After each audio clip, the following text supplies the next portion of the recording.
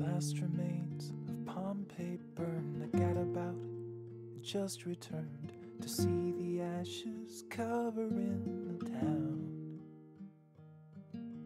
Empires burned and cities fell, while lovers kissed and said farewell, and laid their fragile bodies on the ground.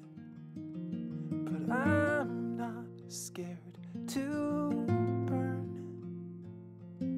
to dust. I will return again if you'll stay by my side. I'll lay down and I won't hide from fate.